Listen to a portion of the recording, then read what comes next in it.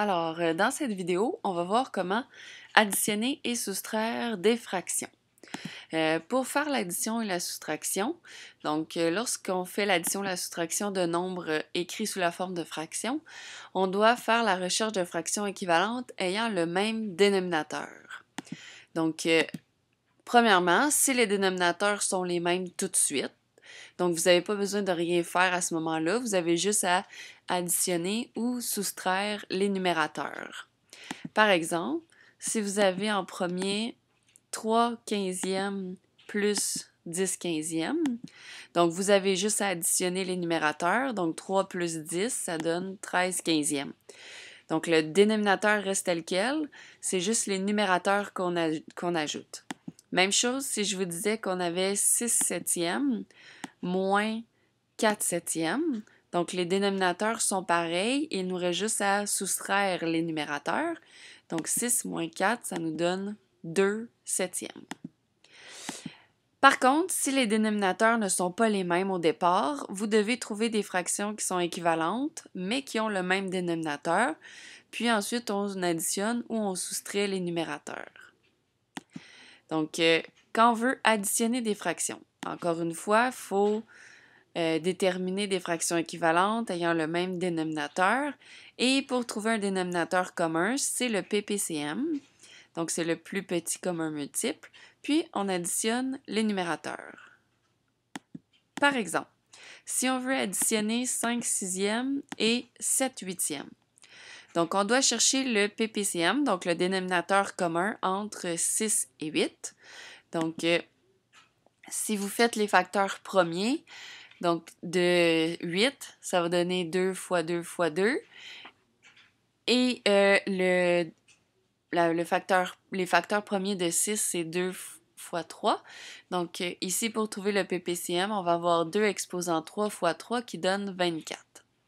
Ensuite, on doit déterminer des fractions qui sont équivalentes. Alors, si on prend la première, 5 sixièmes, on doit avoir 24 comme dénominateur. Alors, 6 fois quoi qui donne 24? C'est 6 fois 4. Donc, on va prendre 5 sixièmes et on va multiplier le numérateur et le dénominateur par 4. Donc, 5 fois 4, ça donne 20 et 6 fois 4, ça donne 24. Donc, 5 sixièmes, sa fraction équivalente, c'est 20 sur 24. On fait la même chose avec la deuxième fraction. Donc, 7 huitièmes, on veut avoir une fraction équivalente dont le dénominateur va être 24. Alors, 8 fois quoi qui donne 24? C'est 8 fois 3. Donc, on doit multiplier le numérateur et le dénominateur par 3. Donc, 7 fois 3, ça donne 21 et 8 fois 3, ça donne 24. Une fois qu'on a trouvé nos fractions équivalentes, on additionne les numérateurs. Alors, on va faire 20 sur 24 plus notre 21 sur 24 qui va nous donner 41 sur 24. Vous devez faire les exercices qui sont en dessous. Par exemple, on a un tiers plus un quart. Donc là, on doit trouver le PPCM entre les deux dénominateurs, donc entre 3 et 4. Donc le facteur premier de 3, c'est 3 et le facteur premier de 4, c'est 2. Donc 2 exposant 2 fois 3, ça va être notre PPCM qui donne 12. Alors, on prend notre première fraction qui est un tiers, on cherche la fraction équivalente dont le dénominateur va être 12. Donc, 3 fois quoi qui donne 12? C'est 3 fois 4. Donc, je dois multiplier le numérateur et le dénominateur par 4. Donc, 1 fois 4, ça donne 4 et 3 fois 4, ça donne 12. Donc, on a 4 douzièmes. On fait la même chose avec la deuxième fraction. Donc, j'ai un quart. Pour avoir 12 au dénominateur, je dois faire fois 3 au numérateur et au dénominateur, ce qui va nous donner 3 douzièmes. Ensuite, on additionne nos deux fractions. Donc, 4 douzièmes plus 3 douzièmes, ça nous donne, on additionne les numérateurs, 7 douzièmes. Maintenant, si je veux soustraire des fractions, donc pour soustraire deux fractions, on doit utiliser la même chose que les mêmes stratégies que l'addition, donc les mêmes règles. On doit avoir des fractions équivalentes qui ont le même dénominateur, puis ensuite on soustrait les numérateurs. Par exemple, si on veut soustraire 7 huitièmes moins 2 cinquièmes.